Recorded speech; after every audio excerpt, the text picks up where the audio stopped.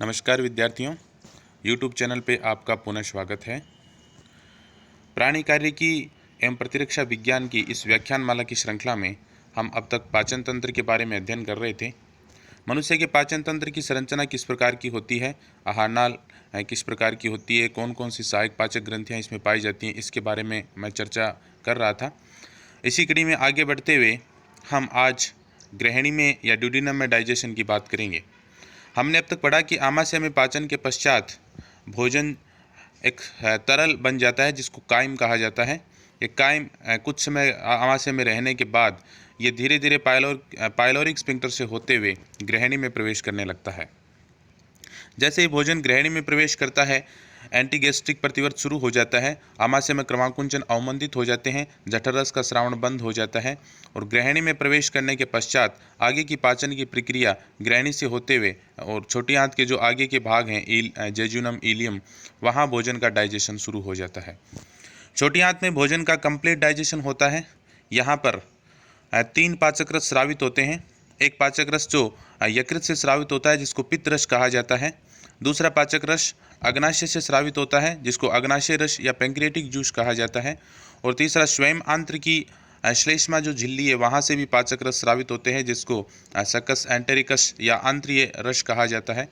तीनों पाचक रसों में कार्बोहाइड्रेट, प्रोटीन, वसा और न्यूक्लिक एसिड का पाचन करने वाले समस्त एंजाइम मौजूद होते हैं, जिससे यहाँ पर छोटी आंत में भोजन का कंप्लीट डाइजेशन हो जाता है और उसके बाद में पचित भोजन का अवशोषण भी छोटी आंत की भित्ति के द्वारा संपन्न होता है। तो ग्रहणी में पाचन की बात शुरू करने से पहले हमें जो सहायक पाचक ग्रंथियाँ यकृत और अग्नाशय की संरचना और उसके कार्य के बारे में चर्चा करनी पड़ेगी। तो पहले हम यकृत की संरचना और उसके कार्य के बारे में हम यहाँ पे बात करेंगे। तो यकृत या लीवर जिसको कहते हैं, यकृत शरीर की सबसे बड़ी ग्रंथि है। यह एक बहिस्रावी ग्रंथि है, एक्सोक्राइन ग्लैंड है। अगर हम अंतःस्रावी ग्रंथियों की बात करें तो सबसे बड़ी ग्रंथि थायराइड ग्रंथि होती है जो हमारे गले में उपस्थित होती है। लेकिन अगर सभी ग्रंथियों की बात की जाए तो सबसे बड़ी जो ग्लैंड है वो यकृत है। ये एक एक्सोक्राइन ग्लैंड है। यकृत अपने उदर गुहा में दाईं ओर एपिगैस्ट्रिक क्षेत्र में स्थित होती है। यह जस्ट डायाफ्राम के नीचे स्थित होता है। इसके ऊपर की ओर हम देखें तो डायाफ्राम होता है तथा इसके नीचे की ओर बाइल डक्ट होती है, ड्यूडेनम होता है, कोलन होती है जो बड़ी आंत है उसका एक पार्ट होता है, दाएं किडनी होती है, एडिनल ग्लैंड होती है। इसके पीछे की तरफ इसोफेगस होता है, इन्फीरियर वेना केवा होती है, ओटा होती है यानी महाधमनी होती है, गाल ब्लैडर होता है, रीढ़ की हड्डी होती है, डायफ्राम इसके थोड़ा पीछे की ओर होता है, पार्श्व में इसके रिब्स होती हैं, पसलियाँ। तो इस प्रकार से यकृत अपने उदर गुहा के एपिगैस्ट्रिक क्षेत्र में दाईं ओर स्थित होता है। इसको इसका जो वजन है वो व्यक्तियों में ये वेरी करता है। 1 किलो से ये 2.3 यानी 2 किलो 300 ग्राम के मध्य ये हो सकता है। इसकी जो ऊपरी सतह है वो बिल्कुल स्मूथ होती है, वक्रित होती है, जिससे ये डायफ्राम के साथ फिट हो जाए। क्योंकि डायफ्राम की संरचना हमने देखी, डायफ्राम एक पेशीय संरचना है जो वक्ष गुहा को उदर गुहा से पृथक करता है, उसके जस्ट नीचे, लेकिन ये लीवर से पीछे की तरफ होता है। तो ये जस्ट इसके नीचे, डायफ्राम के नीचे लीवर होता है, यकृत होता है, और यकृत उस डायफ्राम की संरचना के साथ फिट हो जाए इस प्रकार की उसकी जो एंटीरियर सरफेस जो लीवर की होती है वो बिल्कुल स्मूथ यानी चिकनी होती है और वक्रित होती है यानी कर्व्ड होती है। इसकी जो पोस्टीरियर जो सरफेस है, पोस्टीरियर सरफेस अनियमित होती है, इरेगुलर होती है, कोई नियमित उस का आकार नहीं होता है। यकृत के ऊपर मैंने आपको पहले भी बताया था कि पेरिटोनियम का एक कंप्लीट, मोस्ट ऑफ कंप्लीट एक आवरण होता है, पूर्णतया वो कंप्लीट नहीं होता है, पूर्ण नहीं होता है। एक आवरण होता है जो पेरिटोनियम का जो आवरण है उस लीवर को पूरा कवर किए हुए होता है। इसी आवरण का एक फोल्ड बनता है जिसको फैल्सिफोरम लिगामेंट कहते हैं। इसी फैल्सिफोरम लिगामेंट की सहायता से ये फैल्सिफोरम लिगामेंट डायफ्राम से जुड़ा होता है, जिससे जो लीवर है अपनी एक निश्चित स्थिति में बना रहता है। इसके साथ साथ जो एब्डोमिनल ऑर्गन्स जो हैं उनका जो प्रेशर है उसके कारण भी लीवर एक अपनी निश्चित स्थिति में है वो उपस्थित रहता है, वो अपनी निश्चित स्थिति में बना रहता है। फैल्सिफोरम लिगामेंट है वो लीवर को 2 भागों में डिवाइड कर देता है। इसका एक बड़ा भाग जो राइट साइड की तरफ होता है जिसको राइट लीवर लोब कह देते हैं, ये बड़ी लोब होती है। एक दूसरा भाग जो लेफ्ट साइड की तरफ होता है जो वैज शेप में होता है ये लेफ्ट लीवर लोब कहलाती है। लेकिन लीवर को वैसे तो हम दो लॉब्स या दो पालियों में डिवाइड करते हैं, लेकिन इसको पोस्टीरियर साइड या पीछे की तरफ से देखें तो इसमें 4 पालियाँ दिखाई देती हैं। जो राइट साइड है उसमें दो थोड़े और अलग रीजन भी दिखाई देते हैं, जिसको कोडेट लोब और क्वाड्रेट लोब कहा जाता है। इस प्रकार से यकृत को 4 पालियों में बांट देते हैं, large right liver lobe, small left liver lobe, caudate lobe और क्वाड्रेट लोब। तो लीवर की ये 4 पालियों में ये बंटा हुआ दिखाई देता है। इसको एक डायग्राम की सहायता से हम लीवर की संरचना को देखते हैं। ये इसका एंटीरियर व्यू है, यानी आगे से लीवर ऐसा दिखाई देता है। ये राइट लोब है, आप देख सकते हो, ये राइट लोब है। और ये फैल्सिफोरम लिगामेंट है जो इसको दो भागों में डिवाइड करता हुआ दिखाई दे रहा है। ये लेफ्ट लोब है, लेफ्ट लोब है, ये वेज शेप में है। राइट लोब बड़ा है। ये यहाँ पर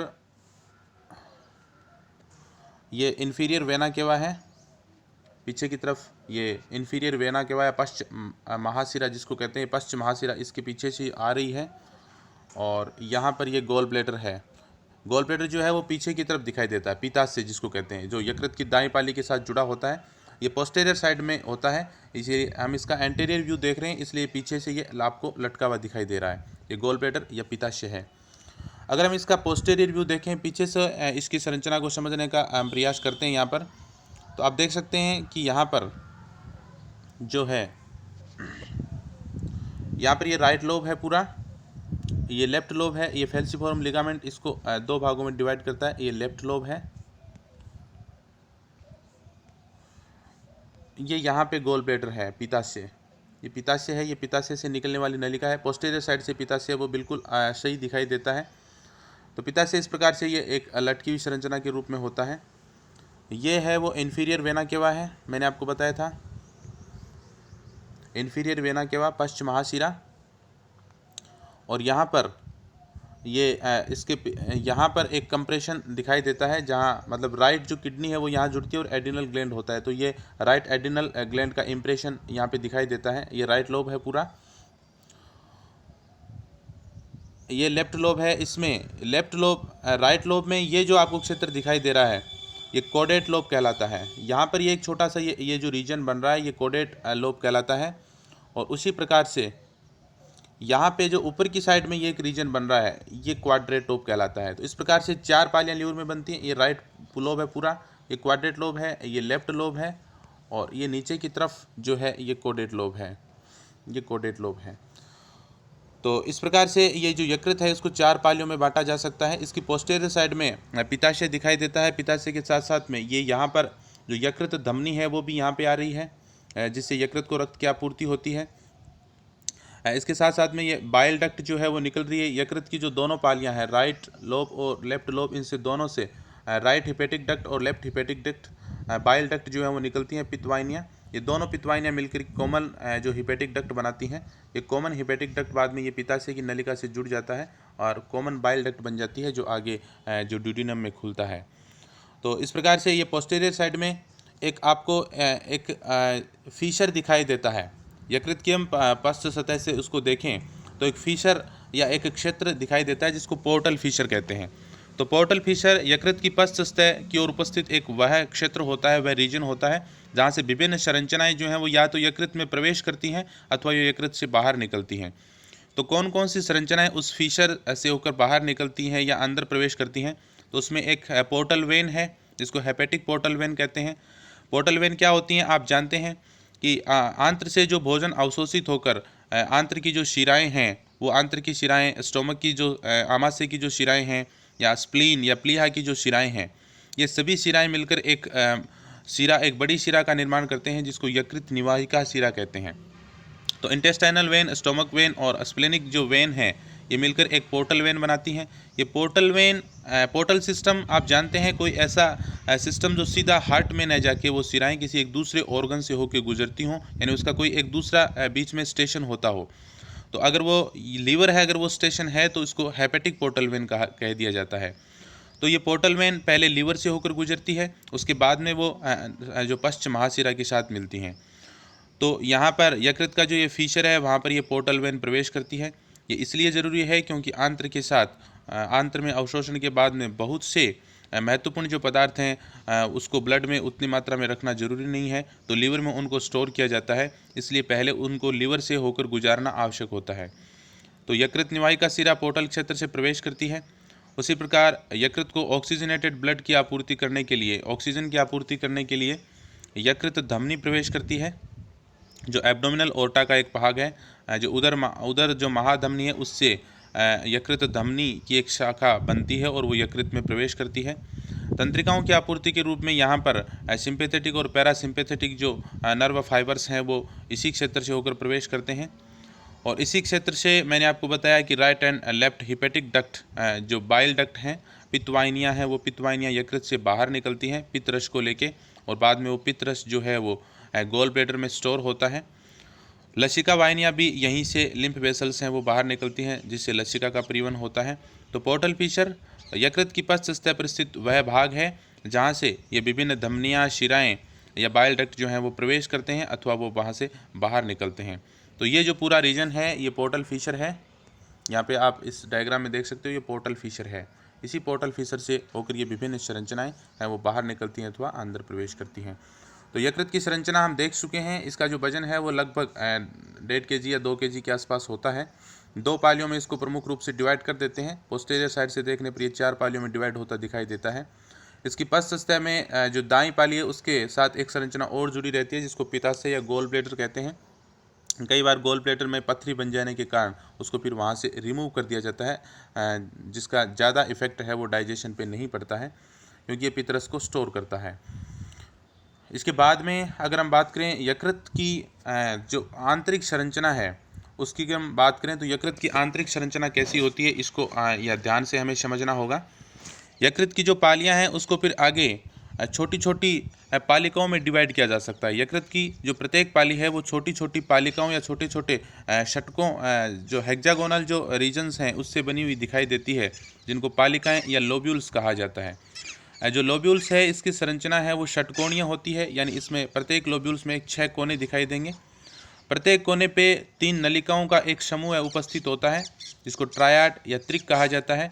इन 3 नलिकाओं में एक तो यकृत जो धमनी है उसकी एक शाखा होती है, दूसरी जो यकृत निवाहिका शिरा जो यकृत में प्रवेश करती है उसकी एक शाखा होती है, तीसरी प्रत्येक लोब्यूल्स की जो एक बाइल डक्ट होती है जिसको इंट्रा लोबुलर बाइल डक्ट कहते हैं, उसकी एक नलिका वहाँ पे प्रवेश उपस्थित होती है। तो इस प्रकार से उस षटकोण के प्रत्येक कोने में 3 नलिकाओं का एक समूह पाया जाता है, जिसको ट्रायड कहते हैं। ये जो प्रत्येक लोब्यूल है, इस लोब्यूल का निर्माण घनाकार कोशिकाओं से होता है। ये घनाकार कोशिकाएं हेपेटोसाइट्स या यकृत कोशिकाएं कहलाती हैं। ये यकृत कोशिकाएं एक केंद्रीय शिरा के चारों ओर एक स्तंभ बनाती हुई उपस्थित होती हैं। इसको हम एक डायग्राम की सहायता से समझेंगे तो आप इसको आसानी से समझ पाओगे। वो डायग्राम मैं आपको दिखाता हूँ। ये देखिए यहाँ पर ये डायग्राम, इसका एक अनुप्रस्थ काट हमने लिया है यकृत के एक रीजन का। यहाँ पे आप इसको ध्यान से समझने का प्रयास करना। ये एक लोब्यूल है, एक पालिका है, यानी यकृत की प्रत्येक पाली ऐसी षटकोण या अनेक पालिकाओं से बनी होती है। तो एक लोब्यूल है। इस लोब्यूल में यहाँ पर मध्य में एक, ये आपको जो दिखाई दे रहा है ये सेंट्रल वेन है। ये एक लोब्यूल की एक केंद्रीय शिरा है, यानी ये बिल्कुल सेंटर में इस लोब्यूल के प्रेजेंट है।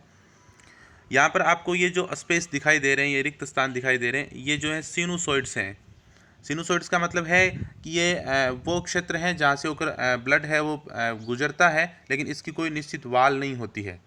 सिनुसॉइड वो क्षेत्र कहलाते हैं जहाँ ब्लड जो है वो बिल्कुल फ्री हो जाता है, ओपन हो जाता है, वाल के द्वारा या किसी प्रकार की नलिकाओं से वो घिरा हुआ नहीं होता।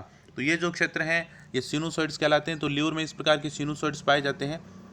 यहाँ पर इस सिनुसॉइड्स के बीच में जो स्थान है, यहाँ पर ये हेपेटोसाइट्स जो हैं, हेपेटोसाइट्स इस प्रकार से इस केंद्रीय शिरा से परिधि की ओर इस प्रकार से ये स्तंभों के रूप में व्यवस्थित होती हैं। आगे के डायग्राम में इसको हम और स्पष्ट रूप से मैं आपको दिखाऊंगा। इस प्रकार से हेपेटोसाइट्स जहाँ भी जो रिक्त स्थान नहीं है, इसका मतलब वहाँ पे वो सेल्स हैं, यकृत कोशिकाएं हैं, जिनको हेपेटोसाइट्स कहते हैं। ये हेपेटोसाइट्स इस प्रकार से एक केंद्रीय शिरा से परिधि की ओर एक स्तंभ बनाते हुए उपस्थित होती हैं। यहाँ पे इस प्रत्येक जो लोब्यूल है, इस लोब्यूल का ये परिधीय क्षेत्र देखिए तो आपको 6 कोने दिखाई देंगे। इस प्रकार से ये षटकोणीय होती हैं और प्रत्येक 6 कोनों में प्रमुख रूप से 3 नलिकाएं हैं वो प्रेजेंट होती हैं, जिसको त्रिक कहा जाता है। तो ये आप देख सकते हैं, ये एक पोर्टल वेन का भाग है जो ब्लू कलर में आपको दिखाई दे रहा है। ये जो पोर्टल वेन है उसकी एक शाखा है। ये जो रेड कलर में आपको दिखाई दे रही है, ये यकृत धमनी की एक ब्रांच है जो एक प्रत्येक लोब्यूल में प्रवेश कर रही है। और ये आपको एक जो तीसरी नलिका दिखाई दे रही है, ये एक बाइल डक्ट की शाखा है जो एक प्रत्येक लोब्यूल से बाहर निकलती है। तो इस प्रकार से ये जो संरचनाएं हैं वो एक इस लीवर में प्रेजेंट होती हैं। जो पूरा लीवर है वो इसी प्रकार की छोटी छोटी लोब्यूल से बना हुआ होता है। आगे जाके ये जो प्रत्येक लोब्यूल की केंद्रीय जो शिरा है वो मिलकर बड़ी शिराओं का निर्माण करती है। ये बड़ी शिराएं फिर और बड़ी शिराओं का निर्माण करती हैं और अंत में हेपेटिक वेन्स बनती हैं, यानी यकृत शिराएं बनती हैं। ये यकृत शिराएं जो हैं वो यकृत की पश्च सतह से बाहर निकलकर जो पश्च महाशिरा जो उसके पीछे से गुजरती है वहाँ मिल जाती हैं और ब्लड को वहाँ डाल देती हैं। जो पोर्टल वेन यकृत में प्रवेश करती है, हेपेटिक पोर्टल वेन, जिसके साथ इंटेस्टाइन या स्प्लीन से आने वाली या स्टोमक से आने वाली जो ब्लड है वो उसके साथ उसमें उपस्थित होता है, जिसमें अनेक पोषक तत्व विद्यमान होते हैं। ये पोर्टल वेन यकृत में प्रवेश करने के बाद छोटी छोटी शाखाओं में डिवाइड होता जाता है और प्रत्येक जो पालिका है या लोब्यूल है उसमें उसकी एक शाखा प्रवेश करती है, तो जिसको इंट्रालोबुलर पोर्टल वेन हम कह सकते हैं। और यहाँ से ये जो ब्लड है, ये ब्लड इस पोर्टल वेन से निकलकर इन सिनुसॉइड्स में आ जाता है। उसी प्रकार से यकृत में प्रवेश करने वाली जो धमनी है जो हार्ट से आ रही है, जो एब्डोमिनल जो ओर्टा है उसी की एक ब्रांच है, वो धमनी भी यहाँ पे एक प्रत्येक लोब्यूल में उसकी एक ब्रांच प्रवेश करती है और उसका जो ब्लड है वो ब्लड भी यहाँ पे मिक्सअप हो जाता है। तो ये पोर्टल वेन से आने वाला ब्लड और ये जो धमनी से आने वाला ब्लड, दोनों का जो ब्लड है वो इस सिनुसॉइड्स में भर जाता है और इसकी सहायता से जो यकृत कोशिकाएं हैं उनको पोषण मिलता है, वो उन पोषक तत्वों को ग्रहण करती जाती हैं। अब इसका एक दूसरा डायग्राम देखिए। ये जो रीजन है, इस रीजन में ये जो नीजर जो इतना क्षेत्र है, इस क्षेत्र को अलग से एक डायग्राम के द्वारा दिखाया गया है। वो डायग्राम आप देखिए, यहाँ पर आप देख सकते हैं। ये जो रीजन था जिसको दिखाया गया था, इसको थोड़ा मैग्नीफाई किया गया है। ये आप देखिए, ये बिल्कुल बीच में सेंट्रल वेन है, केंद्रीय शिरा है। इस केंद्रीय शिरा में यहाँ पर ये आप देखिए, ये हेपेटोसाइट्स हैं। ये हेपेटोसाइट्स के स्तंभ जो हैं वो बने हुए हैं, हेपेटोसाइट्स यकृत कोशिकाएं। और यकृत कोशिकाओं का ये जो एक स्तंभ यहाँ पर ये आपको दिखाई दे रहा है, ये दूसरा स्तंभ है। ये दूसरा स्तंभ है हेपेटोसाइट्स का। दो स्तंभों के बीच का जो ये स्पेस है ये सिनुसॉइड्स कहलाता है। यहाँ पर भी एक सिनुसॉइड्स है, ये सिनुसॉइड्स कहलाता है। तो ये जो सिनुसॉइड्स हैं, इन सिनुसॉइड्स में यहाँ पर आप देखिए, ये portal vein, branch of portal vein है। इस पोर्टल वेन से ये ब्लड आ रहा है, ये ब्लड जो यहाँ सिनुसॉइड्स में भर रहा है। उसी प्रकार से ये यकृत जो धमनी की जो शाखा है वो यहाँ पर जो ब्लड है वो बिल्कुल ऑक्सीजनेटेड ब्लड, जिसको रेड कलर में दिखाया गया है वो ऑक्सीजनेटेड है। जो ब्लू कलर में है वो पोर्टल वेन का जो ब्लड है। तो ये ब्लड जो है वो यहाँ सिनुसॉइड्स में भर जाता है। तो एक प्रत्येक जो स्तंभ का जो एक पेड़ है, यानी दो जो ये कॉलम्स बने हुए हैं हेपेटोसाइट्स के, इन दो कॉलम्स के बीच का जो स्थान है वो सिनुसॉइड्स कहलाते हैं। तो सिनुसॉइड्स में यहाँ पे ब्लड भर जाता है। यकृत की जो ये कोशिकाएं हैं इसी ब्लड से अपना पोषण प्राप्त करती हैं। ये इन हेपेटोसाइट्स में प्रवेश कर जाता है। तो अधिक मात्रा में जो ग्लूकोज है, एमिनो एसिड्स हैं, फैटी एसिड्स हैं, ग्लिसरॉल्स हैं, विटामिन्स हैं, ये यहाँ पे लीवर में स्टोर होते हैं। लीवर बहुत सारे फंक्शन करता है जिसका हम आगे डिस्कस करेंगे। ये एक वाइटल ऑर्गन है, ये जिसको शरीर की फैक्ट्री भी कहा जाता है। ये बहुत ही एक अति महत्वपूर्ण ऑर्गन है बॉडी का। तो ये कई पदार्थों को स्टोर करता है, मेटाबॉलिज्म में के रूप में कई पदार्थों का निर्माण करता है। तो यहाँ पर ये जो पोषक तत्व जो आंतर से अवशोषित होकर आए हैं वो लीवर की कोशिकाओं में स्टोर होते जाते हैं। इसके साथ साथ यकृत एक दूसरा महत्वपूर्ण कार्य बाइल जूस का निर्माण करना भी करता है। बाइल जूस या पित्रस यहाँ बनता है। ये जो पित्रस है वो इन यकृत कोशिकाओं में बनता है और यकृत कोशिकाओं के जो ये स्तंभ है इनके बीच का जो ये जो स्पेस आप देख रहे हो, ये स्पेस जो है वो कैनालिकुली कहलाते हैं। इन कैनालिकुली में ये जो पित्रस है वो यहाँ पे स्रावित होता है और इस कैनालिकुली से होता हुआ ये जो पित्रस है वो पित्रस यहाँ पे एक प्रत्येक जो पालिका की एक शाखा है जिसको इंट्रालोबुलर बाइल डक्ट कहते हैं, यहाँ से आकर फिर ये आगे जो है वो छोटी छोटी दूसरी बाइल डक्ट्स में बनता हुआ right and hepatic bile duct के रूप में ये बाहर निकलता है। तो यकृत में ये तीन जो ये ट्रायड बना हुआ है जिसमें ये पोर्टल वेन है, ये आर्टरी है और ये बाइल डक्ट है। तो किस प्रकार से ये ब्लड गुजरता है सिनुसॉइड से और किस प्रकार से कैनालिकुली से जो है वो पित्रस होकर गुजरता है। पित्रस अंत में इस बाइल डक्ट से होते हुए फिर वो बाहर निकल जाता है।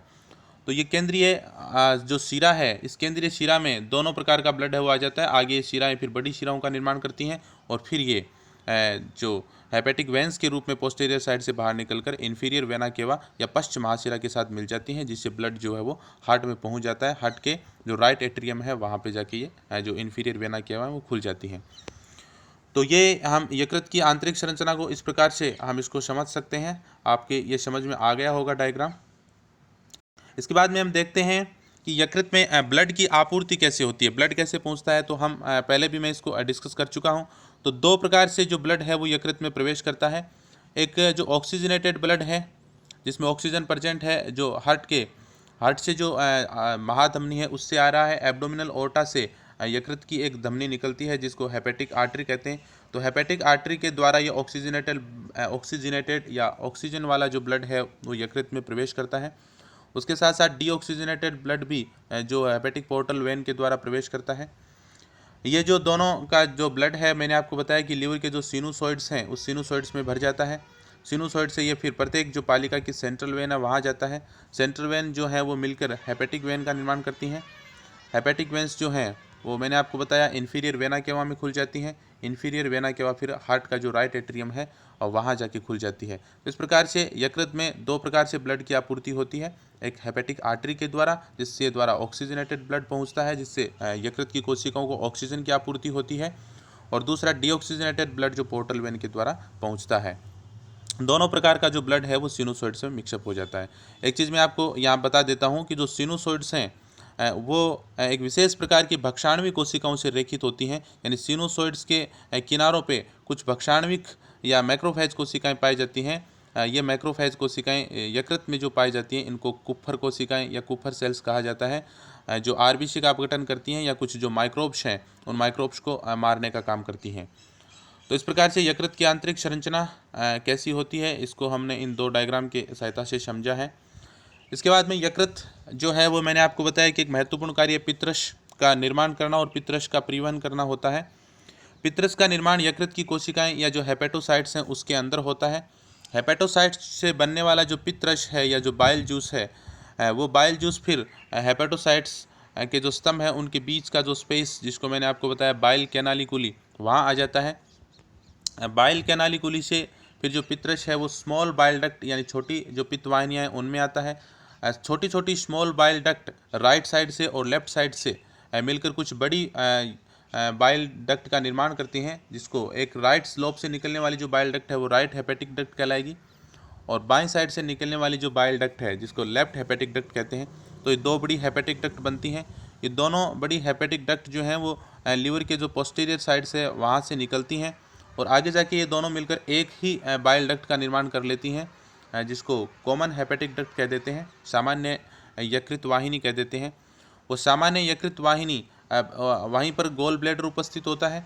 तो गोल ब्लैडर से भी एक जो पित्त की नलिका है वो बाहर निकलती है जिसको सिस्टिक डक्ट कहा जाता है। तो सिस्टिक वाहिनी और सामान्य यकृत वाहिनी ये दोनों मिलके फिर एक नलिका के रूप में आगे चलती हैं जिसको कॉमन बाइल डक्ट या सामान्य पित्त वाहिनी कहते हैं। इस सामान्य पित्त वाहिनी जो है वो फिर आगे जाके इस सामान्य पित्त वाहिनी जो अग्नाशय की जो वाहिनी है, अग्नाशय से आने वाली जो अग्नाशय वाहिनी या पैंक्रियाटिक डक्ट है उसके साथ मिलकर ड्यूडिनम में खुलती हैं और वहाँ पर एक एम्पुला बनता है। उस एम्पुला को हेपेटोपैंक्रियाटिक एम्पुला कहते हैं। उस हेपेटोपैंक्रियाटिक एम्पुला में जो ये यकृत अग्नाशय वाहिनी जिसको कह देते हैं वो वहाँ पे खुलती है। ये कैसे, इसको हम आगे एक डायग्राम से डिस्कस करेंगे। पहले हम उसी की चर्चा कर लेते हैं उस डायग्राम की। तो यहाँ पर ये देख सकते हैं आप चित्र, ये जो डायग्राम है इसको आप देखिए। ये ड्यूडिनम का जो है वो लूप बन रहा है। यहाँ स्टोमक के बाद में ये ड्यूडिनम है और ड्यूडिनम या ग्रहणी जो है वो यहाँ पे लूप बन रहा है। ये पैंक्रियाज या अग्नाशय आपको दिखाई दे रहा है, इसका जो हेड है वो इस लूप में यहाँ पे फंसा हुआ है, अग्नाशय का हेड। और यहाँ पर ऊपर से ये सामान्य पित्तवाहिनी आ रही है, कॉमन बाइल डक्ट जो सिस्टिक डक्ट और कॉमन हेपेटिक डक्ट से मिलकर बनी होती है। ये सामान्य पित्तवाहिनी आ रही है। अग्नाशय से ये अग्नाशय वाहिनी आ रही है जिसको पैंक्रियाटिक डक्ट कहते हैं। ये दोनों जो डक्ट जो हैं सामान्य पित्तवाहिनी और अग्नाशय वाहिनी इस ग्रहणी के इस लूप में यहाँ पर खुलती हैं। यहाँ पर एक एम्पुला बनता है इसको हेपेटोपैंक्रियाटिक एम्पुला कहते हैं। इस हेपेटोपैंक्रियाटिक एम्पुला के अंदर ये दोनों नलिकाएं खुलती हैं। यहाँ पर एक स्फिंक्टर या एक कपाट पाया जाता है जिसको स्फिंक्टर ऑफ ओडाई कहते हैं। ओडाई का स्फिंक्टर कहा जाता है जिसको। ये यहाँ से ये जो दोनों प्रकार के जो जूस हैं, जिसको बाइल जूस और पैंक्रियाटिक जूस कहते हैं, ये इसका जो इस ग्रहणी में प्रवेश करने का ये नियमन करते हैं, इसका रेगुलेशन करते हैं। जब आवश्यकता होती है तब ये ओडाई का स्पिक्टर खुलता है, जिससे ये दोनों प्रकार के जो रस हैं वो उस ग्रहणी में प्रवेश करते हैं। यहाँ पर एक चीज़ और आपको समझनी होगी, ये यकृत से आने वाली जो सामान्य यकृत वाहिनी है, यहाँ से जो ये बाइल आ रहा है, ये बाइल जूस जो आ रहा है, वो पहले यहाँ इसकी जो संरचना इस प्रकार से होती है इस नलिका की, कि यहाँ से आने वाला जो जूस है वो पहले इस गोल ब्लैडर से होकर गुजरता है। तो बाइल जूस पहले गोल ब्लैडर में जाएगा, गोल ब्लैडर में ये स्टोर होता है। आवश्यकता अनुसार फिर ये गोल ब्लैडर से वापस जो है वो सिस्टिक डक्ट से होते हुए ये कॉमन बाइल डक्ट से गुजरता है। तो यकृत जो कोशिकाएं हैं वो पित्तरस का निर्माण करती हैं। तो प्रश्न आ जाए कि पित्तरस का निर्माण कहाँ होता है, तो वो यकृत में होता है। और प्रश्न आ जाता है कि पित्तरस संग्रहित कहाँ होता है, तो वो गोल ब्लैडर या पित्ताशय में होता है। तो गोल ब्लैडर से फिर उसका जो स्रावण है वो आवश्यकता अनुसार होता है, और ये सामान्य पित्तवाहिनी से होता हुआ ये फिर ग्रहणी की जो प्रोक्सिमल लिम्ब है या समीपस्थ भुजा है वहाँ पर ये खुल जाता है हेपेटोपैंक्रियाटिक एम्पुला के अंदर। पित्तरस क्या होता है, उसका केमिकल कंपोजिशन क्या है, उसकी हम चर्चा कर लेते हैं। पित्तरस यकृत की कोशिकाओं के द्वारा बनने वाला एक ऐसा डाइजेस्टिव जूस है जिसमें कोई एंजाइम प्रेजेंट नहीं होता है। यहाँ भी किसी भी भोजन का जो कंपोनेंट है उसको डाइजेस्ट करने वाला कोई एंजाइम नहीं होता है। ये क्षारीय पीएच का एक जूस है जिसका माध्यम क्षारीय होता है।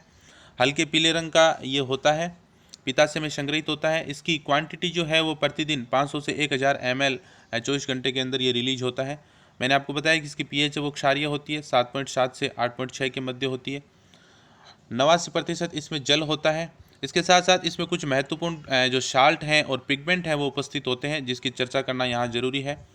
इसमें 6% लगभग पित्त लवण होते हैं। पित्त लवण है उनका निर्माण पित्त अम्लों से होता है। पित्त अम्लों का संश्लेषण यकृत कोशिकाओं में कोलेस्ट्रॉल से होता है।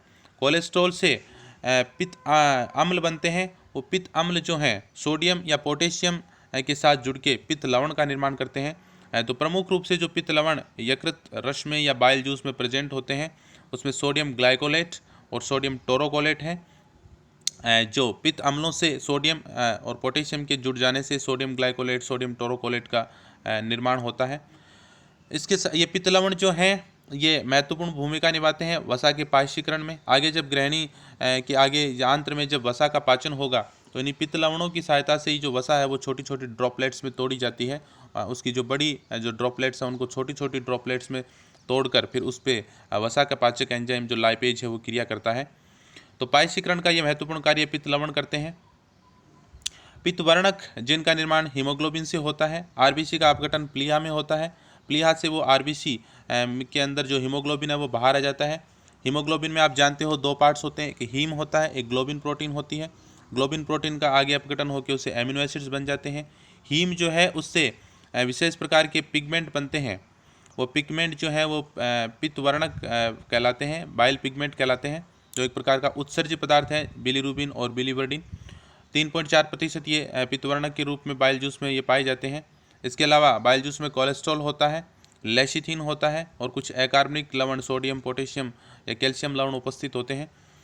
तो बाइल जूस है इसका संगठन आपने देखा, पीएच जो है इसका क्षारीय होता है। और इसी कारण से आगे का जो अब तक हमने देखा कि स्टोमक में जो पाचन का माध्यम है वो अम्लीय होता है, लेकिन बाइल जूस के कारण यहाँ पे जो पाचन का माध्यम जो है वो आगे क्षारीय हो जाता है, जिससे आगे के जो एंजाइम्स हैं वो क्षारीय माध्यम में ही क्रिया करते हैं और ये आगे की जो पाचन की प्रक्रिया है वो सुचारू रूप से संपन्न हो जाती है। बाइल जूस का निर्माण कैसे होता है, वो बाइल जूस में जो पित्तवर्णक हैं, बाइल पिगमेंट है, उसका निर्माण कैसे होता है उसको यहाँ पे थोड़ा हम इसकी चर्चा कर लेते हैं। मैंने आपको बताया कि आरबीसी जो हैं उनका जो अपघटन या जो विघटन होता है वो मुख्य रूप से प्लीहा में होता है, हालांकि कुछ मात्रा में ये यकृत में भी होता है। तो आरबीसी जब टूटती है तो उसके अंदर जो हीमोग्लोबिन जो कंटेंट है वो बाहर आ जाता है। हीमोग्लोबिन जब बाहर आ जाता है तो हीमोग्लोबिन में दो पार्ट होते हैं, ग्लोबिन प्रोटीन होती हैं, अल्फा और बीटा टाइप की प्रोटीन होती हैं। जो ग्लोबिन प्रोटीन होती हैं जो हीम समूह के साथ जुड़ी होती हैं। हीम समूह है जिसमें पोरफायरिन वलय होती है और उसके साथ एक आयरन जो है वो प्रेजेंट होता है।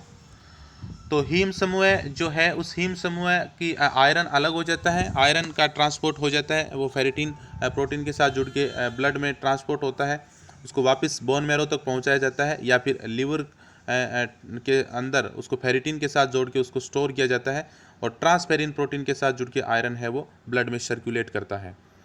हीम समूह का जो दूसरा भाग है, जो पोरफायरिन वलय है, उससे पिगमेंट बनता है जिसको बिलीरुबिन कहते हैं। बिलीरुबिन है वो वाटर सोल्यूबल नहीं है, ये वाटर में घुलनशील नहीं है, और जब तक कि ये किसी एक दूसरे किसी पदार्थ के साथ ना जुड़ जाए तब तक ये वाटर सोल्यूबल नहीं होता है। ये जिसको अनकॉन्जुगेटेड स्टेज में ये वाटर सोल्यूबल नहीं है। स्प्लीन के अंदर ये बिलीरुबिन बन जाता है। ये बिलीरुबिन फिर यकृत में ब्लड में आ जाता है। ब्लड में ये एल्बुमिन के साथ जुड़ के ये लीवर तक पहुंचता है। लीवर में फिर इसको ग्लूकोरोनिक एसिड के साथ जोड़ के, याद रखना, ग्लूकोरोनिक एसिड के साथ जोड़ के ये कॉन्जुगेटेड फॉर्म में बदला जाता है, जिससे ये वाटर सोल्यूबल हो जाता है। वहाँ से इस वाटर सोल्यूबल इस बिलीरुबिन को पित्त रस के द्वारा स्रावित कर जाता है। ये पित्त रस इंटेस्टाइन में आ जाता है, बाइल डक्ट की सहायता से इंटेस्टाइन में प्रवेश कर जाता है। इंटेस्टाइन में फिर आगे जाके ये जब बड़ी आंत्र में आता है तो वहाँ पे कुछ बैक्टीरिया होते हैं, तो इस बिलीरुबिन को स्टर्कोबिलिन में कन्वर्ट कर देते हैं। ये स्टर्कोबिलिन जो है वो विस्टा के साथ उत्सर्जित होता है। इसका जो कलर है वो पीला भूरा होता है। तो इस प्रकार से बिलीरुबिन जो है वो पिगमेंट बाइल पिगमेंट के रूप में अपने इंटेस्टाइन से होकर गुजरता है, तो वो स्टर्कोबिलिन में कन्वर्ट हो जाता है। कुछ मात्रा में वर्डिन भी बनता है, जो बिलीरुबिन में ही वापस कन्वर्ट हो जाता है। लीवर से कुछ मात्रा में बिलीरुबिन है वो ब्लड में पहुंच जाता है। ब्लड स्ट्रीम से होते हुए ये किडनी से होकर जब गुजरता है तो किडनी के अंदर इस बिलीरुबिन को एक दूसरे प्रकार के वर्णक में बदल दिया जाता है, जिसको यूरोक्रोम कहते हैं। वो यूरोक्रोम जो है वो अपने यूरिन के साथ या मूत्र के साथ उत्सर्जित होता है। इसी कारण से जो मूत्र है उसका कलर पीला होता है, क्योंकि यूरोक्रोम है वो एक येलो कलर का पिगमेंट है।